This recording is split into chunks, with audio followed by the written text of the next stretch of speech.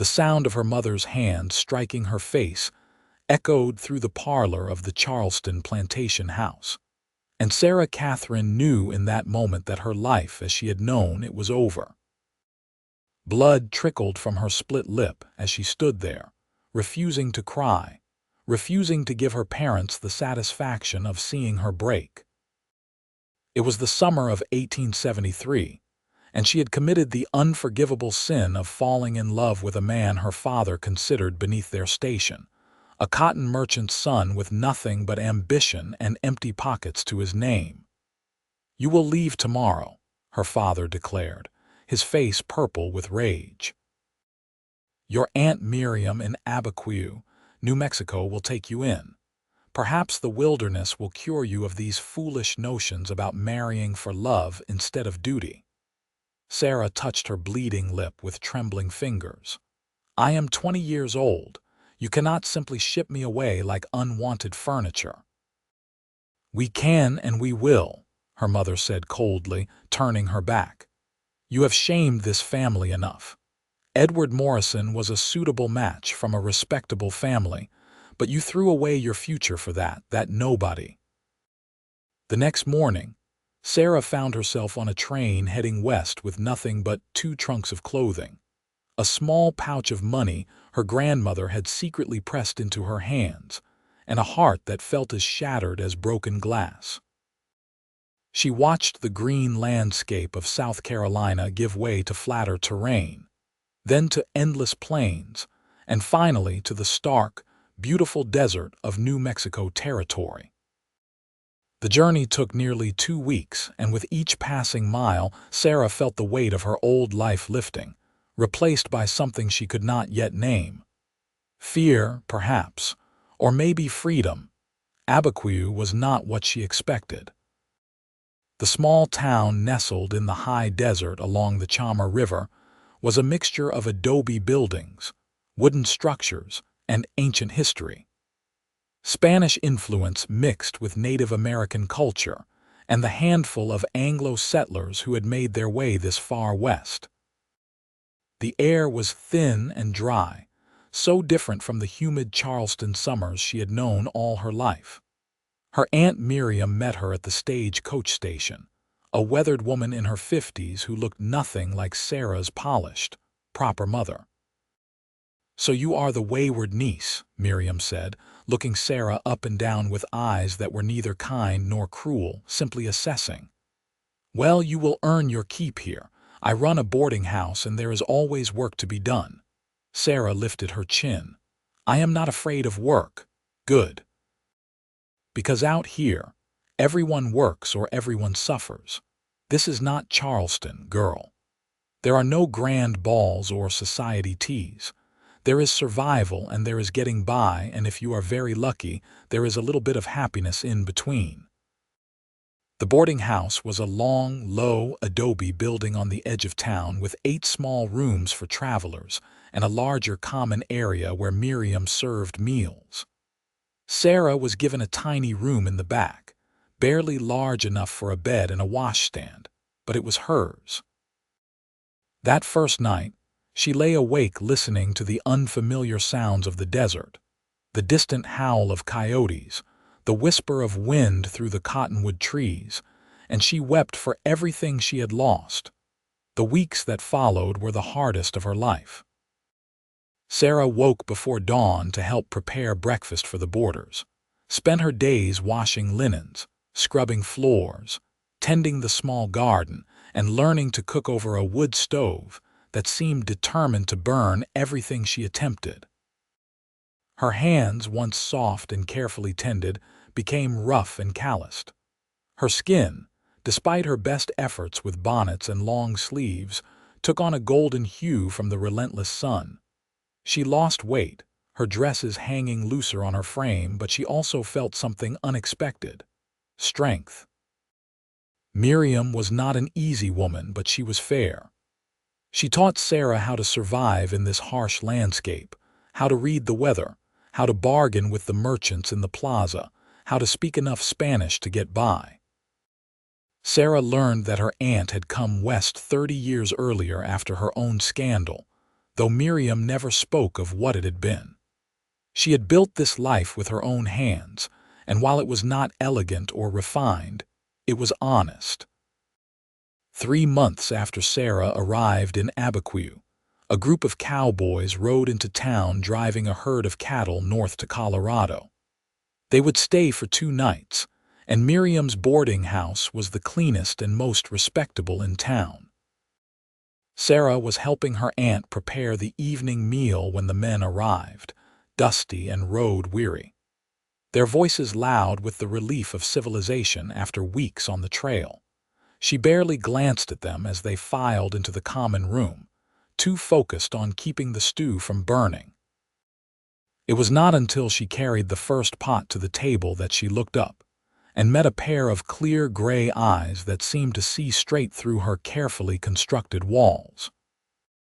The man was tall, probably in his mid-20s, with sun-streaked brown hair that fell to his shoulders and a lean, strong build that spoke of hard work and long days in the saddle. He wore typical cowboy clothing, dusty trousers, a faded blue shirt, a leather vest, but there was something different about him. Maybe it was the intelligence in his eyes, or the way he thanked her softly when she ladled stew into his bowl, or the fact that he did not stare at her the way some of the other men did. "Thank you, madam," he said, his voice carrying a slight drawl that was neither southern nor western but something in between. Sarah nodded and moved on to serve the next man, but she felt those gray eyes following her as she worked. When the meal was finished and the men had retired to their rooms or headed to the saloon, she found herself thinking about him as she washed the dishes, wondering why a stranger's glance had unsettled her so thoroughly. The next morning, she was hanging laundry in the yard when she heard a voice behind her. "Madam, I wonder if I might trouble you for some directions." She turned to find the gray-eyed cowboy standing there, hat in hand, his expression polite but genuinely curious. "I will help if I can," she said carefully. "I am looking to speak with whoever might know about land for sale in the area. We are thinking of settling some of the men here after this drive, starting a ranch." Sarah considered. "You would want to speak with Señor Martinez at the land office in the plaza. He handles most of the property transactions, though I will warn you, water rights are complicated in this territory." The cowboy smiled, and it transformed his entire face. "You do not sound like you are from New Mexico." "I am from South Carolina," she said, turning back to hang another sheet. "I have only been here a few months." "Ashton Hayes," he said, extending his hand. She hesitated, then took it, feeling the calluses that matched her own newly rough palms. "Sarah Catherine. A pleasure, Miss Catherine." "May I ask what brought you from South Carolina to Abiquiu? It is quite a journey." Sarah's jaw tightened. Family matters, nothing of interest. She expected him to press, the way people usually did, their curiosity barely disguised as politeness. Instead, Ashton simply nodded. "I understand." "Well, thank you for the information about Señor Martinez. I hope to see you at dinner this evening." He replaced his hat and walked away, leaving Sarah staring after him with a strange flutter in her chest that she immediately tried to suppress. She had come west to escape the disaster of her last romantic entanglement. The last thing she needed was to develop feelings for a cowboy she had just met, no matter how kind his eyes or how gentle his manner. But that evening, she found herself taking extra care with her appearance, pinning her dark hair more carefully and wearing her better dress, the blue calico that brought out the color of her eyes. She told herself it was simply pride, a desire to look presentable, nothing to do with Ashton Hayes. Her reflection in the small mirror called her a liar.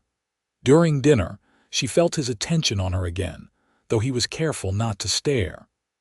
When she brought coffee after the meal, he caught her eye and smiled, a private thing that made her heart skip. After the other men had left the table, he lingered, helping her clear the dishes despite her protests. "You do not need to do that," Sarah said, flustered.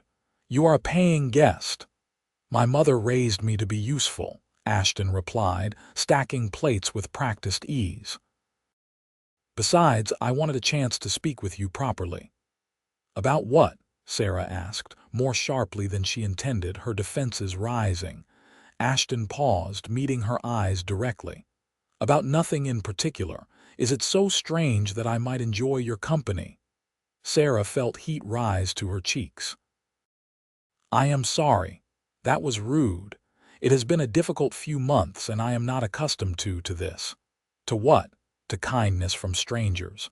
Something shifted in Ashton's expression, a gentleness that made Sarah's throat tighten. "Then you have been spending time with the wrong people." Over the next hour, as Sarah finished her evening chores and Ashton continued to help despite her protests, they talked. She learned that he was originally from Missouri, that he had been working cattle drives since he was 17, that he had saved every penny he could to buy land of his own. He spoke of his dreams of building a ranch, raising quality horses along with cattle, creating something lasting. There was passion in his voice, but also practicality, the understanding that dreams required hard work and sacrifice. "What about you?" Ashton asked as they sat on the back step, the desert night settling around them with its vast blanket of stars. "What are your dreams, Sarah Catherine?" No one had asked her that in so long that she hardly knew how to answer. "I do not know any more," she said honestly. "I thought I knew back in Charleston. I thought I knew what I wanted, who I wanted. But I was wrong, or at least everyone else believed I was wrong, and now I am here, and I have no idea what comes next." "Maybe that is not such a bad thing," Ashton said quietly. "Maybe sometimes we need to lose our way to find where we truly belong." Sarah looked at him in the starlight, this stranger who somehow did not feel like a stranger at all. "You are quite philosophical for a cowboy." "I have spent a lot of time alone with my thoughts on long rides." "It either makes you philosophical or crazy." "I am hoping for the former." She laughed, surprising herself with the sound. When was the last time she had genuinely laughed? Ashton grinned at her, clearly pleased to have drawn out that response, and Sarah felt something shift inside her chest, like a door she had locked tight suddenly easing open. The next morning, Ashton and his crew were scheduled to leave, continuing their drive north. Sarah told herself it was for the best, that she had no business developing feelings for a man she had known for barely 2 days, that she had learned her lesson about following her heart. But when she watched the cowboys prepare their horses, checking their gear and supplies, she felt an unexpected ache of loss. Ashton found her before he left, appearing in the kitchen doorway as she kneaded bread dough with more force than necessary. "I wanted to say goodbye properly." Sarah kept her eyes on the dough, not trusting herself to look at him. "Safe travels, Mr. Hayes. I hope your drive is successful, Sarah." He said her name softly, and she had to look up. "I meant what I said about settling here. I will be back in 6 weeks, maybe 8 depending on the sale. And when I return, I would very much like to call on you properly if you would permit it." Her heart hammered against her ribs. "You do not know anything about me, about why I am really here." "I know enough. I know you are strong, because you have survived being uprooted from everything familiar and made a life in a place that could not be more different. I know you are kind, because I have watched how you care for your aunt and the guests, even when they do not deserve it. I know you have been hurt, because I recognize that particular shade of wariness in your eyes. I wear it myself sometimes." He took a step closer. "And I know that in 2 days, you have made me think more about the future, about building something real than I have in years of dreaming. So yes, I would like to get to know you better if you will give me the chance." Sarah felt tears prick her eyes and blinked them back fiercely. What if I am not what you think? What if I disappoint you? What if you do not? Ashton countered. What if we both take a chance on something good? Before she could respond, one of the other cowboys called for Ashton, saying they needed to move. He held her gaze for a long moment, then tipped his hat. 6 weeks, Sarah Catherine. Will you wait for me? She should say no, she should protect herself, guard her battered heart, refuse to hope. Instead, she found herself nodding just once, and the smile that broke across Ashton's face was like sunrise. The weeks that followed dragged by with agonizing slowness. Sarah threw herself into work, helping Miriam with the boarding house, taking on extra tasks just to keep her mind occupied. But in the quiet moments, she found herself thinking of gray eyes and gentle words, of a smile that made her believe in possibility again. Miriam noticed, of course. Her aunt missed very little. "You are thinking of that Hayes boy," she said one evening as they sat on the portal, watching the sunset paint the desert in shades of gold and crimson. "Is it so obvious?" "Only to someone who knows what to look for. He seemed like a good man from what I could see. Respectful. Hardworking. He wants to court me when he returns." Miriam was quiet for a moment. "And what do you want?" Sarah pulled her shawl tighter around her shoulders. "I want to say yes, but I am frightened. The last time I followed my heart, it led to disaster. I was sent away in disgrace, labeled as foolish and disobedient. What if I am making the same mistake again?" "What was the mistake?" Miriam asked bluntly. "Loving someone your parents did not approve of. That is their failing, not yours, unless the man himself was unworthy." Sarah thought of Thomas, the cotton merchant's son who had courted her in secret, who had written her poetry and promised her the world. She thought of how he had disappeared the moment her father confronted him, how he had denied their attachment, how he had even suggested that Sarah had been the one pursuing him, that he had merely been polite. The humiliation had been almost worse than the heartbreak. "He was weak," Sarah said quietly. "When it mattered, when he could have stood up for me, for us, he chose the easy path. He saved himself and left me to face the consequences alone." "Then he was unworthy," Miriam said firmly. "This Ashton Hayes, he did not strike me as weak. A man who works a cattle drive, who saves to build his own future, who looks you in the eye when he speaks, that is not a weak man. But Sarah, you must decide what you want. Not what your parents wanted, not what society expects, not what you think you should want. What does your heart tell you?" Sarah closed her eyes, feeling the evening breeze on her face, and allowed herself to be honest. "It tells me to give him a chance. It tells me that maybe I could be happy here. Then listen to it, and if it turns out poorly, at least you will know you tried." That is more than most people can say. The 6th week arrived, and Sarah found herself watching the road with embarrassing frequency.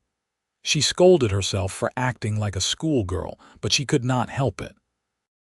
Every time she heard horses, her heart would leap, only to sink when it proved to be someone else. It was late afternoon on the 45th day when a lone rider appeared on the northern road. Sarah was in the garden, harvesting vegetables for dinner, and she shielded her eyes against the sun to see better.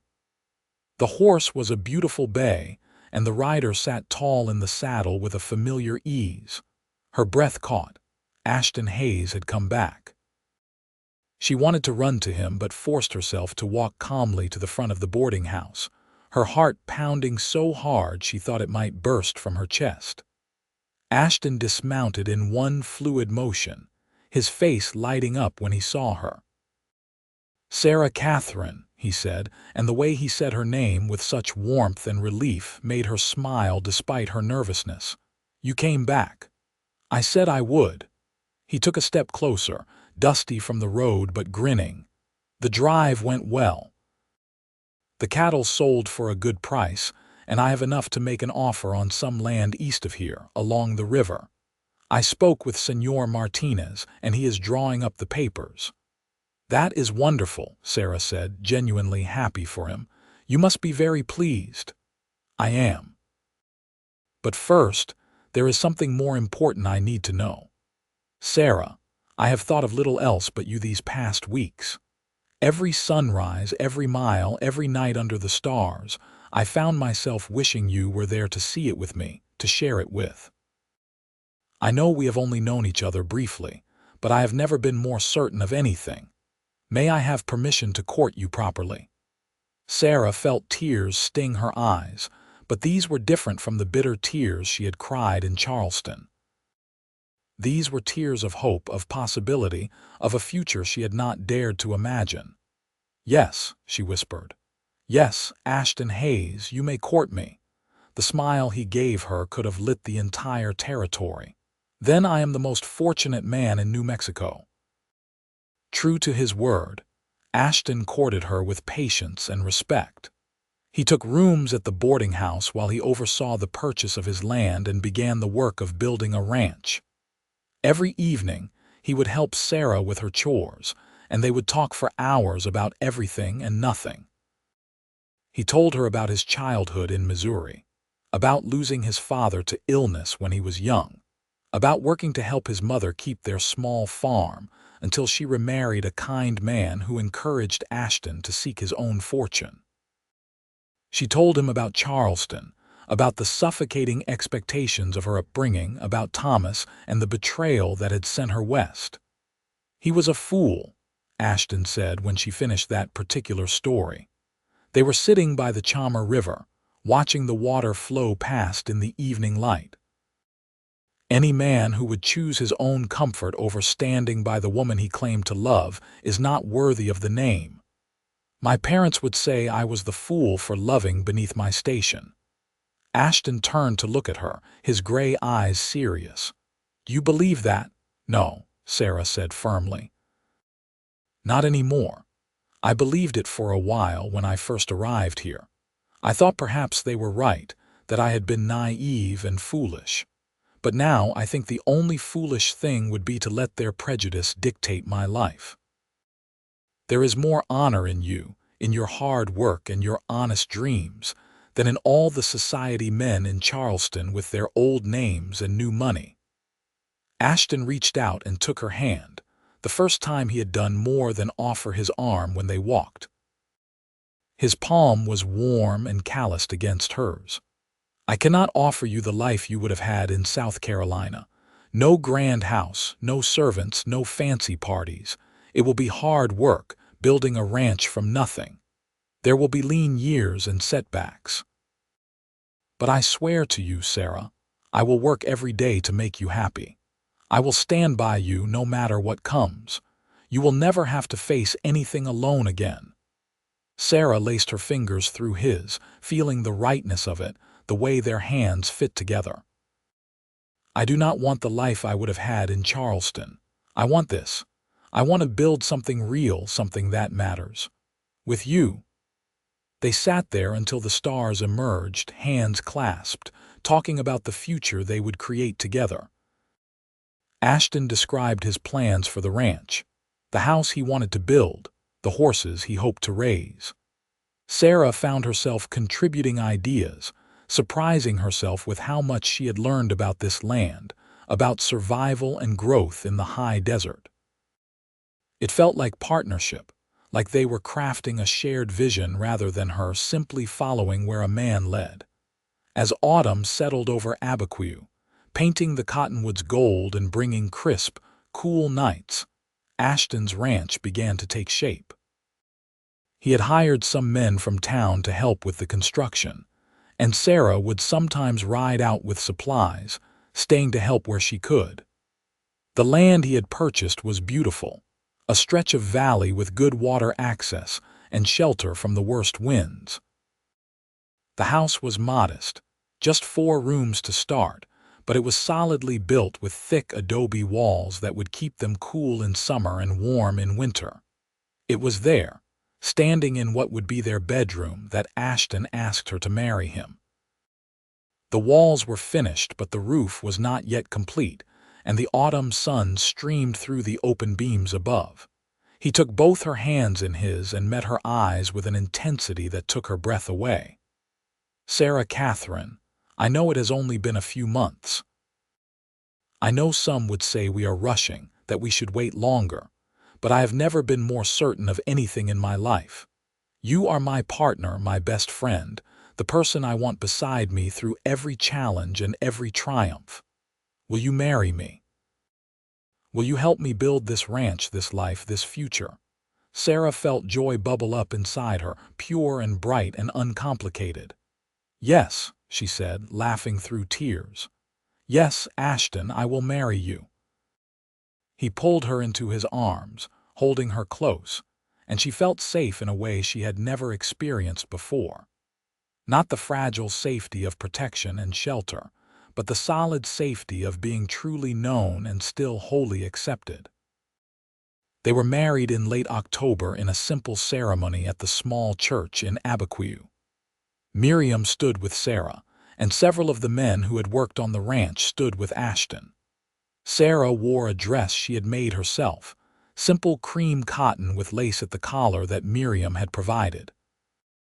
She had no veil, no long train, none of the elaborate trappings she had once imagined for her wedding day. But when Ashton turned to see her walking toward him, when his face transformed with such open love and wonder, she knew this was infinitely better than any grand Charleston wedding could have been.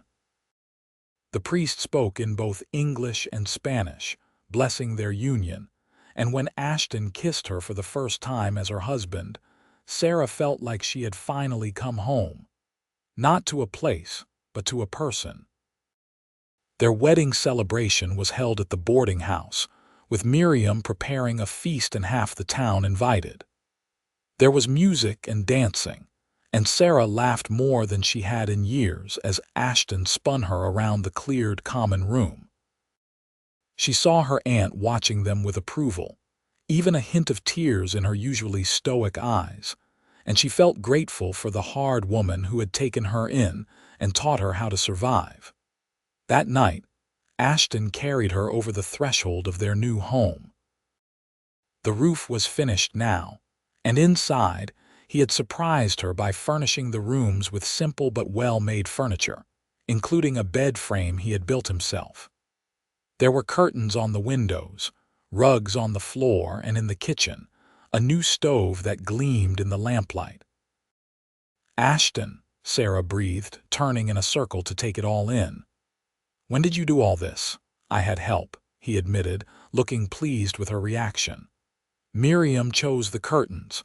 The rugs are from Senora Martinez. Everyone wanted to contribute something to welcome you home." Sarah felt overwhelmed by the kindness of it, by the way this community had accepted her, by the life she was stepping into.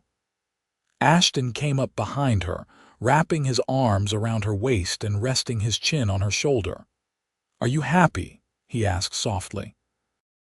She turned in his embrace, reaching up to cup his face in her hands. "I did not know I could be this happy.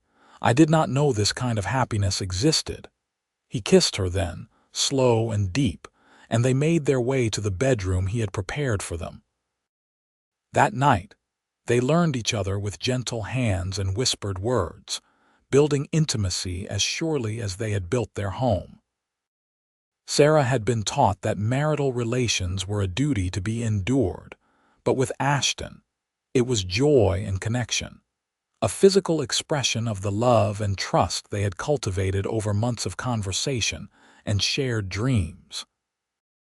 Afterward, lying in his arms in the darkness, Sarah thought about the woman she had been in Charleston, so certain of what she wanted, so sure of her path. That woman would not recognize who she had become. She was stronger now, more capable, more sure of herself. And she was loved, truly loved, by a man who saw all of her and chose her anyway. "What are you thinking?" Ashton asked, his voice drowsy, his hand tracing lazy patterns on her shoulder. "That I am glad I loved the wrong man because it brought me to the right one." She felt him smile against her hair. "Then I suppose I should thank this Thomas fellow, wherever he is." "Let us not go that far," Sarah said, laughing softly. "But I am grateful for the path that led me here, even the painful parts." "To painful paths and happy endings," Ashton murmured. And within moments, his breathing had evened into sleep. Sarah lay awake a while longer, listening to her husband's heartbeat, feeling the weight of his arm around her, and she sent a silent thought to her parents in Charleston. She hoped they would forgive her someday, that they might come to understand her choice. But even if they did not, even if they never accepted Ashton or acknowledged this life she had built, she knew she had made the right decision. She had chosen love and partnership over duty and appearances, and she would not trade this for anything. Winter in the New Mexico high desert was different from anything Sarah had experienced. The days could be surprisingly warm, the sun bright and strong, but the nights were bitterly cold. Snow fell occasionally, dusting the red earth and clinging to the sage brush. Sarah learned to manage the wood stove, keeping the house warm, and she began to make it truly theirs. She sewed new curtains, made quilts, and planted the beginnings of a garden that would flourish in the spring. Ashton worked from dawn to dusk, building corrals, acquiring cattle and horses, establishing the infrastructure of the ranch. It was hard, back-breaking labor, but he thrived on it. Sarah helped where she could, learning to ride better, to handle a rope, to read the animals and the weather. She discovered a talent for keeping accounts, tracking their expenses and income with careful precision that impressed her husband. "You have a head for business," he said one evening as they reviewed the ledgers together. "We make a good team." "We do," Sarah agreed, leaning into his shoulder. "Though I confess, I never imagined myself as a ranch wife when I was growing up." "Any regrets?" She turned to kiss him softly. "Not a single one." As winter gave way to spring, bringing green to the valley and wildflowers to the hillsides, Sarah began to suspect she was pregnant. She waited until she was certain before telling Ashton, planning the moment carefully. She made his favorite dinner, apple pie with dried fruit she had saved from the fall, and waited until they were sitting on the portal watching the sunset. "I have news," she said, trying to keep her voice casual despite her racing heart. Ashton turned to her, immediately attentive. "What is it?" "We are going to have a baby. In the late summer, I think." For a moment, Ashton just stared at her, his expression unreadable. Then he let out a whoop of joy that startled the horses in the nearby corral and pulled her into his arms, spinning her around until she laughed and begged him to stop before she got dizzy. "A baby," he kept saying, as if he could not quite believe it. "Sarah, we are going to have a baby." "Are you happy?" she asked, though his reaction made the answer obvious. Happy does not even begin to describe it. Terrified, elated, grateful, all of those things at once. We are going to be parents. That night, lying in bed with Ashton's hand resting protectively over her still flat stomach, Sarah thought about the future stretching before them. She had once believed her life was over when she was sent away from Charleston. Instead, it had been beginning. The pregnancy progressed smoothly, despite the demands of ranch life. Ashton became almost comically protective, trying to prevent Sarah from doing any heavy work, which she firmly refused to allow. "I am pregnant, not fragile," she told him repeatedly. "Women have been having babies while running households and working farms for thousands of years. I am not going to break." Still, she appreciated his care, the way he would rub her aching back in the evenings, the way he talked to her growing belly when he thought she was asleep, telling their unborn child about the ranch, about the life they were building. Miriam came to stay with them as Sarah's time drew near, bringing her practical experience and no-nonsense attitude. "Babies come when they are ready," she said. "No point in fussing about it." Sarah went into labor on a hot August evening, just as the sun was setting. The contractions started slowly, almost gently, but by midnight they were intense and overwhelming. Miriam had sent for the midwife, a Pueblo woman named Maria, who had delivered half the babies in the territory.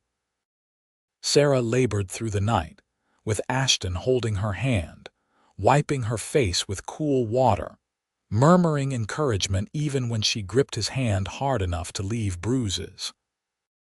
Dawn was breaking, painting the sky in shades of pink and gold, when their son finally entered the world with a strong, angry cry.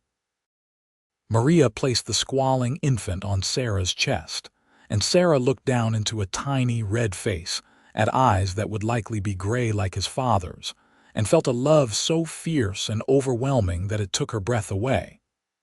"A boy," she whispered, tears streaming down her face. "Ashton, we have a son." Ashton was crying too, openly and without shame, as he leaned over them both. "He is perfect. Sarah, he is absolutely perfect." They named him James William Hayes, after Ashton's father and Sarah's grandfather, the only member of her family who had ever encouraged her to follow her heart. Little James was a demanding baby, nursing hungrily and often, but Sarah had never been happier. Watching Ashton hold their son, seeing the tenderness in his strong hands as he cradled the tiny body, made her fall in love with him all over again. The months that followed were exhausting and joyful in equal measure. Sarah learned to function on little sleep, to nurse a baby while reviewing ranch accounts, to soothe James while cooking dinner. Ashton helped as much as he could, walking the floor with a crying infant in the middle of the night, changing nappies without complaint, singing off key lullabies that somehow always worked. Their first year of marriage had been about building a partnership. Their second year was about becoming a family. The ranch was thriving now, with a good herd of cattle and some excellent horses that Ashton was beginning to train. They hired a hand, a young man named Peter who was good with animals and willing to learn. Sarah's garden flourished, providing vegetables through the summer and into the fall, and she learned to preserve food for the winter months. When James was 6 months old, a letter arrived from Charleston. Sarah stared at it for a long time before opening it, her heart pounding. It was from her mother, written in the careful, precise handwriting Sarah had known all her life. The letter was brief and formal, but it was something. Her mother wrote that they had heard through mutual acquaintances that Sarah had married and was now a mother. She expressed, in carefully chosen words, that while they could not approve of the circumstances that had led to Sarah's departure, they were pleased to know she was well. There was no apology, no acknowledgement of the pain they had caused, but there was also no recrimination. It ended with a wish for Sarah's health and happiness, and a note that she would always be their daughter. Sarah read the letter 3 times, then showed it to Ashton. He read it carefully, then looked at her. "How do you feel?" "I do not know," Sarah admitted. "Part of me is angry that they cannot simply say they were wrong, that they are sorry, but part of me is glad to have any connection at all. Does that make sense?" "Perfect sense. They are your parents, Sarah. It is natural to want their approval, their love, even when they have hurt you. Do you want to write back?" Sarah thought about it for a long moment, looking out the window at the land she had come to love, at the ranch she had helped build, at her sleeping son in his cradle. "Yes," she said finally, "but not to seek their forgiveness or approval. I want to tell them about my life here, about you and James, about the person I have become. Whether they choose to accept it or not is their decision, but I will not hide who I am anymore." She wrote the letter that evening, describing her life in Abiquiu, her marriage to Ashton, their son, the ranch they were building together.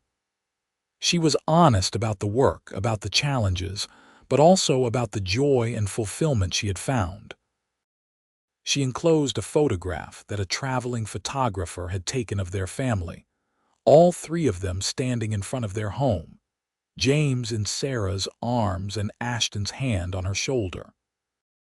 "Whatever they say or do not say in response," Sarah told Ashton as she sealed the letter, "I have made my peace with it.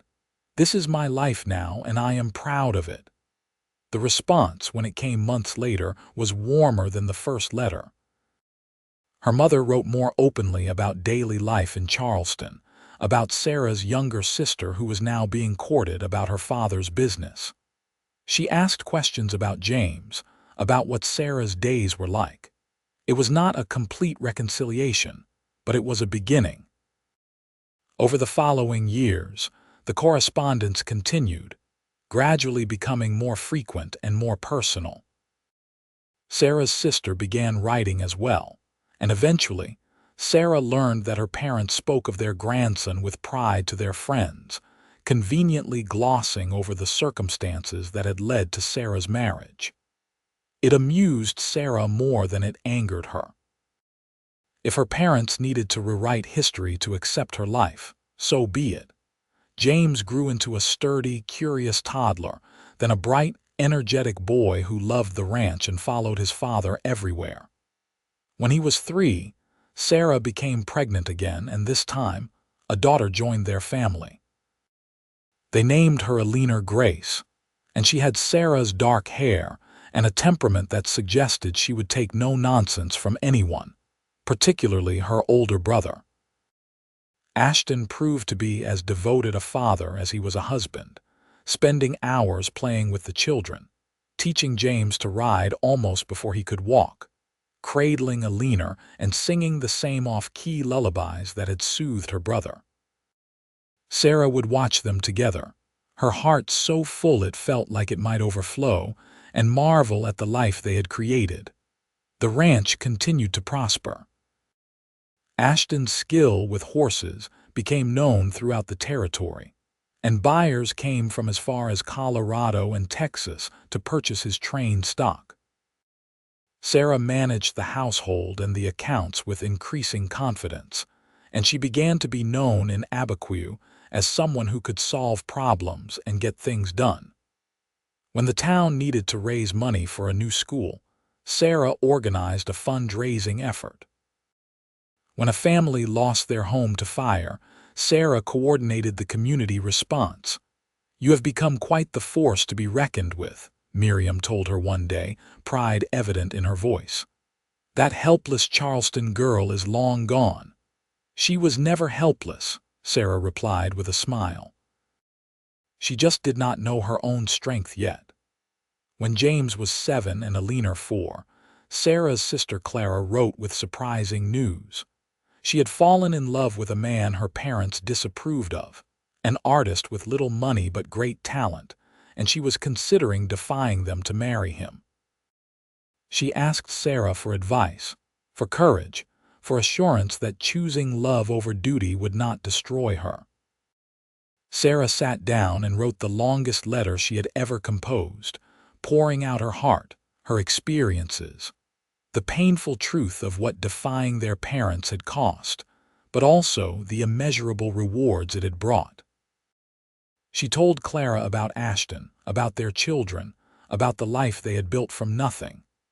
She was honest about the hardships, the loneliness of those first months in Abiquiu, the fear that she had made a terrible mistake. But she was also honest about the joy, the fulfillment, the deep satisfaction of living authentically. "Only you can decide what is right for you," she wrote. "But I can tell you this, I have never regretted choosing love, not once, not even in the hardest moments. Because I chose a partner who chooses me back, every single day. That is worth more than all the social approval in the world." Clara married her artist in a quiet ceremony, and while their parents were not pleased, they did not disown her as they had essentially done with Sarah. Perhaps they had learned something from losing one daughter. Clara and her husband eventually moved to San Francisco, and the sisters maintained a warm correspondence, 2 women who had dared to choose their own paths. On their 10th wedding anniversary, Ashton surprised Sarah with a trip to Santa Fe. They left the children with Miriam and Peter, who had become almost like family over the years, and spent 3 days in the territorial capital. Ashton had saved for months to afford the trip, to book them a room in the finest hotel, to buy Sarah a new dress, and take her to dinner in a real restaurant. "You have given me everything," he told her over candlelight, holding her hand across the table. "A home, a family, a partnership that makes every day worth living. I wanted to give you something back, even if it is just a few days of being pampered." Sarah blinked back tears, overwhelmed by his thoughtfulness. "Ashton, you give me something back every single day. You give me love, respect, partnership. You give me a life I am proud of. I could not ask for anything more." "Even so," he said, smiling at her in that way that still made her heart skip after 10 years. "You deserve to be celebrated. You deserve to know how extraordinary you are." That night, in the comfortable hotel bed, they made love with the slow, deep familiarity of long partnership, but also with a passion that had not diminished with time. Afterward, wrapped in each other's arms, Sarah thought about the girl she had been, standing in her parents' parlor with a split lip and a broken heart, believing her life was ending. "What are you thinking?" Ashton asked, recognizing her contemplative silence. "That I am grateful," she said simply, "for all of it, even the painful parts, because they led me to you, to this life, to everything that matters." Ashton tightened his arms around her. "I love you, Sarah Catherine Hayes, more today than yesterday and not as much as tomorrow." It became their ritual, saying those words to each other, a reminder that love was not static but growing, deepening with every shared experience, every challenge overcome, every joy celebrated together. The years continued to roll by, marked by the rhythms of ranch life, the changing seasons, the growth of their children. James became a skilled horseman like his father, but he also inherited Sarah's head for numbers and business. Alina proved to be artistic and imaginative, filling the house with drawings and stories.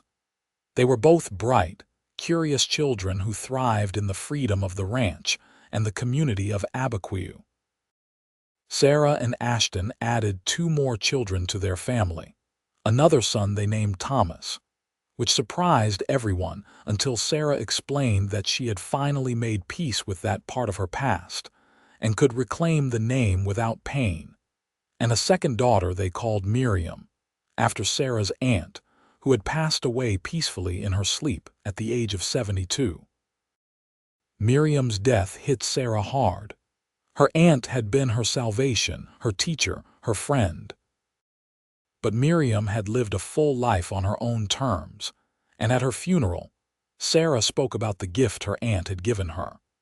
The gift of seeing that there were many ways to live, that convention and expectation were not the only paths to happiness. The boarding house passed to Sarah, and she and Ashton discussed what to do with it. In the end, they decided to keep it running, hiring a manager and using some of the proceeds to fund a scholarship for young women who wanted to learn trades or start businesses. It seemed a fitting legacy for Miriam, helping other women find their own strength and independence. When Sarah was 42 and Ashton 47, their oldest son James announced that he was in love. The young woman was the daughter of Señor Martinez, the land agent who had helped Ashton so many years before. Her name was Isabel, and she was beautiful, smart, and strong-willed. Sarah liked her immediately and was touched when Isabel came to her privately to ask for her blessing. "James is a grown man," Sarah said gently. "He does not need my permission to marry." "No," Isabel agreed, "but I would like your blessing anyway. Family is important to me, and I hope to become part of yours." Sarah embraced her future daughter-in-law, welcoming her warmly, and when James and Isabel married in a ceremony that blended their different cultural traditions, Sarah felt the circle completing. Her son had found love, real love, and he had not had to fight his parents for it. That felt like a victory. Alina fell in love a few years later with a young lawyer who had moved to Santa Fe, and though Sarah missed her daughter when she moved to the capital, she was happy that Alina had found a partner who supported her artistic pursuits and encouraged her independence. Thomas, their younger son, seemed content to remain on the ranch, working alongside his father and learning every aspect of the business. Little Miriam was still finding her way, but she showed signs of inheriting her grandmother's practical nature and business acumen. Sarah and Ashton became grandparents, first to James and Isabel's children, then to Alina's. The ranch house expanded to accommodate family gatherings, and nothing gave Sarah more joy than seeing multiple generations around her table, the sound of children's laughter echoing through the rooms, the tangible evidence of the life she and Ashton had built together. On a warm evening in late spring, when Sarah was 55 and Ashton 60, they sat together on the portal as they had done thousands of times before, watching the sunset paint the desert in glorious color. Their hands were clasped, weathered and calloused from decades of work, but still fitting together perfectly. "You remember," Ashton said softly, "that first night I helped you with dishes at the boarding house, of course. You were relentless in your helpfulness." He smiled. "I knew that night that I was going to marry you. I had no idea how or when or if you would ever feel the same way. But I knew." Sarah turned to look at him. This man who had been her partner for over 30 years, who had stood by her through every challenge, who had built a life with her that exceeded anything she could have imagined in her wildest dreams. His hair was gray now, lines creased his face, but his eyes were the same clear gray that had first caught her attention, and they still looked at her with love and wonder. "I knew too," she admitted. "I was terrified to admit it, even to myself, but I knew. You were different from anyone I had ever met. You saw me, really saw me, and you liked what you saw." "I loved what I saw," Ashton corrected. "I still do. Every day, Sarah, you amaze me. Your strength, your kindness, your wisdom. You are the best thing that ever happened to me." "We are the best thing that ever happened to each other," Sarah said, leaning her head on his shoulder. "Two people who were brave enough to take a chance on love." They sat in comfortable silence as the stars began to emerge one by one in the darkening sky. Inside the house, they could hear the sounds of family, of grandchildren playing before bedtime, of their children talking and laughing. It was a full life, a rich life, a life built on love and work and unwavering commitment. "You ever think about Charleston?" Ashton asked. "About what your life might have been if you had never left?" Sarah considered the question, really thought about it. Her relationship with her parents had never been truly warm, but they had achieved a kind of distant respect in their final years. Both had passed away now, leaving Sarah and Clara as the remaining connections to that old life. She owned the Charleston house now, though she had never returned to it, instead allowing Clara to live there with her growing family. "Sometimes," she admitted. "But only in the way you might think about a book you read long ago. It feels like it happened to someone else, a different Sarah in a different life. That woman in Charleston, with her fancy dresses and her rigid expectations, she was not really me. Or maybe she was only a small part of me, the part that had not yet learned who she could be." "And who did you become?" Ashton asked, though he surely knew the answer. "I became myself," Sarah said simply.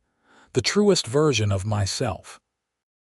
A woman who could work hard, love fiercely, build something meaningful. A woman who was not afraid to fight for what mattered. You helped me become her, Ashton. You and this place and this life." "You were always her," Ashton said firmly. "I just had the privilege of being there when you discovered it." Sarah turned and kissed him, soft and sweet, tasting 30 years of shared coffee and conversations, of laughter and tears, of passion and partnership. When she pulled back, she smiled at him, this man who had found her when she was lost and had helped her find not just love but herself.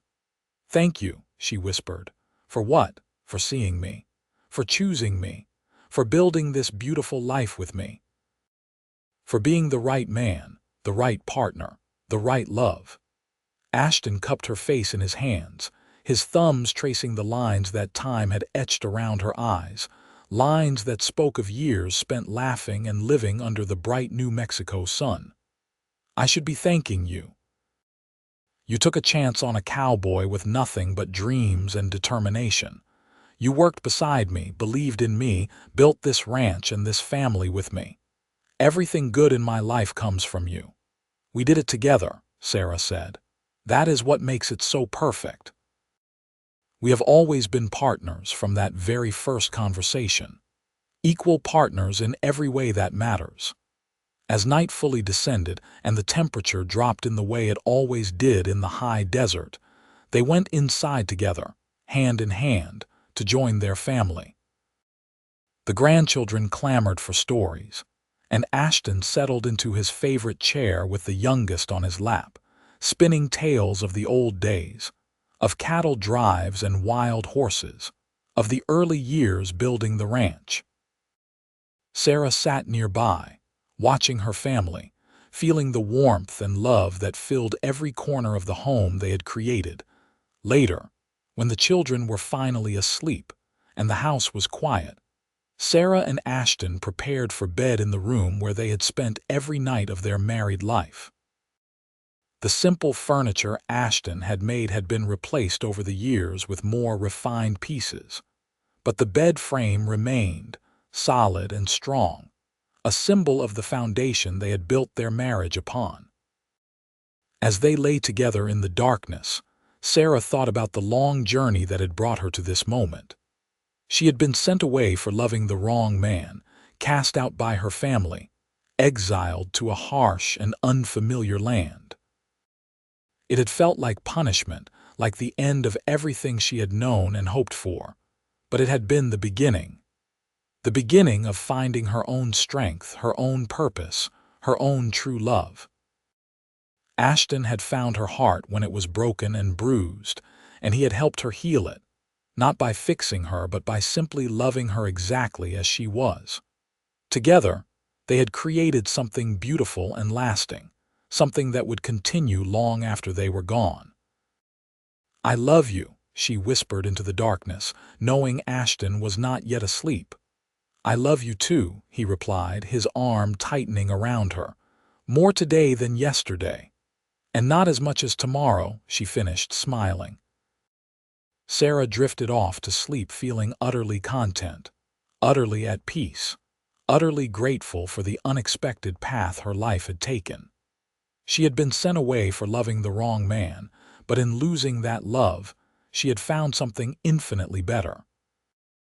She had found a true partnership, a deep and abiding love that had weathered every storm and celebrated every joy. She had found home, not in a place but in a person, in a life built together with courage and commitment and unwavering faith in each other. The years that followed continued in much the same pattern, filled with the joys and sorrows that make up a full life. There were grandchildren weddings and great-grandchildren births. There were losses and celebrations. There were challenges to the ranch and triumphs in the market. Through it all, Sarah and Ashton remained each other's constant, each other's foundation. When Sarah was 68, she received a letter from an unexpected source. A young woman from Charleston, a distant cousin she barely remembered, wrote to ask about her life in New Mexico. The girl was facing pressure to marry a man she did not love, and she had heard stories about Sarah, about how she had defied convention and found happiness. She wanted to know if it was really possible, if a woman could truly build a life on her own terms. Sarah spent days composing her response, wanting to give the girl honest guidance. She wrote about the costs of her choice, The years of estrangement from her family, the hardships of pioneer life, the moments of doubt and fear. But she also wrote about the rewards, about finding real love and true partnership, about building something meaningful, about living authentically. She encouraged the girl to trust her own judgment, to be brave, to remember that there were many ways to live a good life. The girl wrote back months later to say she had broken off her engagement and was planning to attend a women's college in Boston to study medicine. She thanked Sarah for inspiring her courage and said she hoped to visit New Mexico someday to meet the woman who had shown her that convention did not have to be destiny. "You have become quite the inspiration," Ashton teased when Sarah showed him the letter. "I have simply lived my life," Sarah protested, though she was secretly pleased. "If that inspires someone else to live theirs authentically, then I suppose that is a good thing." "It is more than a good thing," Ashton said seriously. "You have shown people, especially women, that there are choices beyond what society prescribes. That is powerful, Sarah. That is a legacy." Sarah had never thought much about legacy before, but as she grew older, she began to see it all around her.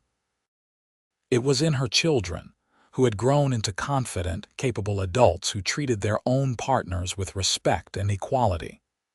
It was in her grandchildren, who were being raised to believe they could pursue any dream, regardless of their gender. It was in the scholarship fund they had established, which had helped dozens of young women over the years. It was in the ranch itself, a thriving business built on hard work and fair dealing that employed many families in the area. "We have built a good life," she said to Ashton one evening as they sat watching another sunset, a ritual they had never abandoned even as their bodies grew older and more fragile. "We have built an extraordinary life," Ashton corrected, "and we have done it together, every step of the way." When Ashton was 75, he suffered a heart attack while working with the horses. It was not fatal, but it frightened them both, a stark reminder that their time was not infinite. Sarah nursed him back to health with fierce determination, refusing to let him give up or give in. "You are not leaving me yet, Ashton Hayes," she told him sternly, tears streaming down her face. "We have more sunsets to watch together." He recovered, though he was never quite as strong as before. He handed over most of the ranch work to Thomas and their grandson, but he remained involved, offering advice and wisdom accumulated over decades. Sarah, too, began to slow down, though her mind remained sharp and her will undiminished. They celebrated their 50th wedding anniversary surrounded by their entire family. 4 children, 15 grandchildren, and 8 great-grandchildren. The party lasted an entire weekend, with family coming from as far as California and Colorado.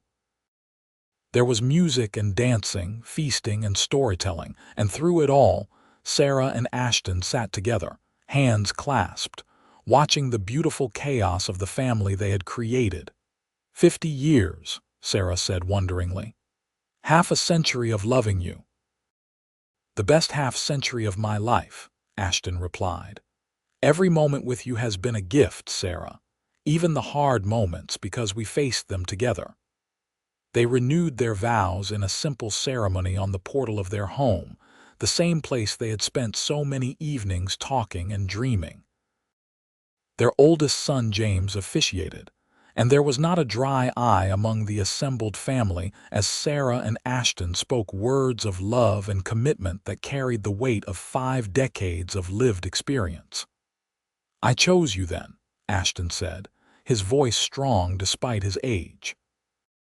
"And I choose you now, and I will choose you every day for whatever time we have left. You are my heart, Sarah Catherine Hayes." "And you are mine," Sarah replied, her voice thick with emotion. "You found me when I was lost. You loved me when I felt unlovable. You stood by me when others turned away. You have been my partner, my best friend, my truest love. I thank God every day for the gift of you." When they kissed, their family cheered and applauded, and Sarah felt a surge of pure joy. This was what mattered. This love, this family, this life they had built from nothing but hope and hard work and unwavering commitment to each other. The seasons turned, bringing them into their 8th decade of life.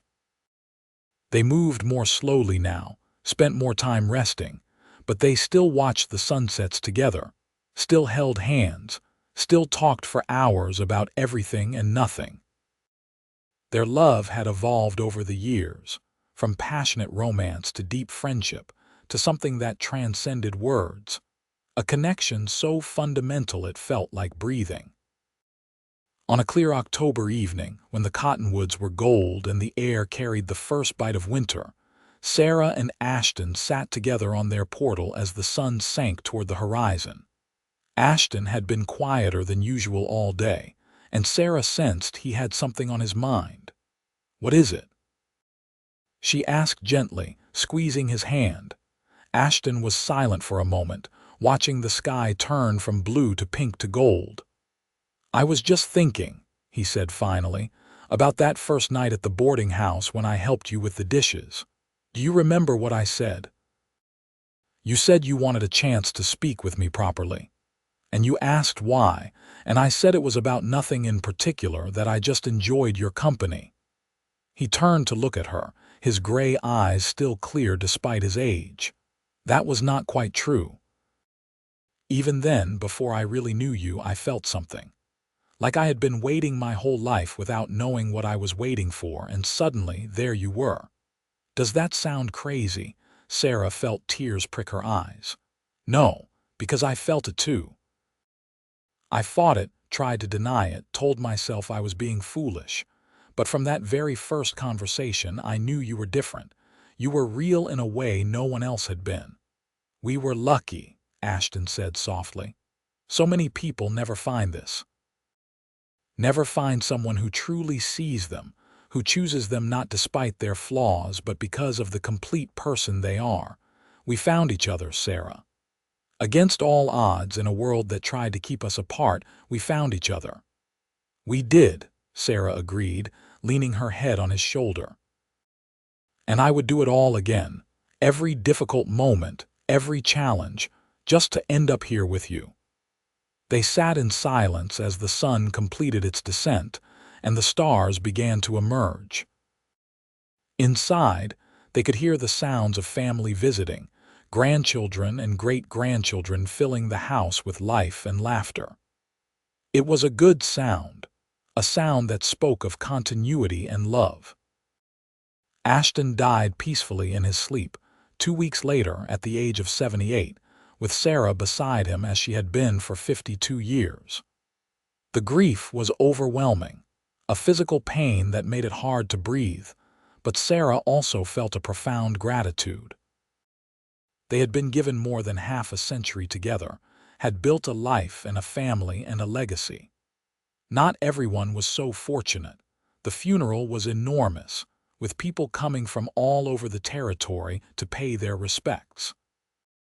Ashton had been respected and loved, known for his fairness, his skill, his quiet kindness. Sarah stood strong through it all, supported by her children and grandchildren, drawing on the strength Ashton had always seen in her. In the months that followed, Sarah could have retreated into grief, could have let the loss consume her. Instead, she chose to honor Ashton's memory by continuing to live fully. She remained involved in the ranch, though her children handled the day-to-day operations. She continued her correspondence with young women seeking guidance. She spent time with her great-grandchildren, telling them stories about their great-grandfather, about the early days of the ranch, about love and courage and choosing your own path. On the first anniversary of Ashton's death, Sarah sat alone on the portal watching the sunset, something she had not been able to do since he passed. It hurt, sitting there without him, feeling the absence of his hand in hers. But it also felt right, like completing a ritual that was too important to abandon. As the sun sank and the sky blazed with color, Sarah spoke aloud into the empty air. I miss you every day, Ashton Hayes. Every single day. But I am also grateful, so grateful for everything we shared. You found my heart when it was broken, and you loved it back to wholeness. You gave me a life beyond anything I imagined possible. Thank you for choosing me. Thank you for loving me. Thank you for 52 years of partnership and joy. The wind whispered through the cottonwoods, and Sarah chose to believe it was Ashton's response, a reminder that love did not end with death, that the connection they had forged would endure. She would carry him with her for whatever years remained, would honor his memory by continuing to live with courage and purpose and love. Sarah lived another 7 years, dying peacefully at the age of 83, surrounded by her family. Her last words were, "Tell your grandfather I am coming," and she slipped away with a smile on her face. Her children found, among her papers, a final letter addressed to them all. In it, she wrote about her life, about being sent away from Charleston for loving the wrong man, about arriving in Abiquiu lost and heartbroken, about meeting a cowboy with gray eyes and a gentle smile who had seen her, truly seen her, and loved what he saw. She wrote about the life they had built together, about the challenges and triumphs, about the profound joy of true partnership. I want you all to know, she wrote, that being sent away was the greatest gift I ever received, though I could not see it at the time. It brought me to your father, to this place, to the life I was meant to live. Never be afraid to follow your heart, even when others tell you it is wrong. Never settle for less than real, honest, deep love. The right person, the right partner, is worth any sacrifice, any challenge. Your father was that for me, and I hope you all find that kind of love in your own lives. She ended the letter with the words she and Ashton had said to each other every day of their marriage. I love you more today than yesterday, and not as much as tomorrow. They buried her beside Ashton on a hillside overlooking the ranch, with a view of the valley they had loved and the mountains in the distance. The headstone was simple. Sarah Catherine Hayes, 1853–1936. Beloved wife, mother, grandmother, she chose love. And beneath it, the words that had defined their marriage, more today than yesterday, and not as much as tomorrow. The ranch continued under the management of their children and grandchildren, thriving into the next generation and beyond. The scholarship fund grew, helping hundreds of young women over the decades. The story of Sarah and Ashton became family legend, told and retold, a reminder that sometimes the worst things that happen to us lead us to the best things, that love is worth fighting for, that courage and commitment can build something that lasts. Because Sarah had been sent away for loving the wrong man, but the right cowboy had found her heart, and together they had created not just a life, but a legacy of love that would endure for generations. Their story was proof that sometimes you have to lose your way to find where you truly belong, that the end of one dream can be the beginning of something even better, and that real love, honest love, committed love, can overcome any obstacle and build something beautiful that lasts forever.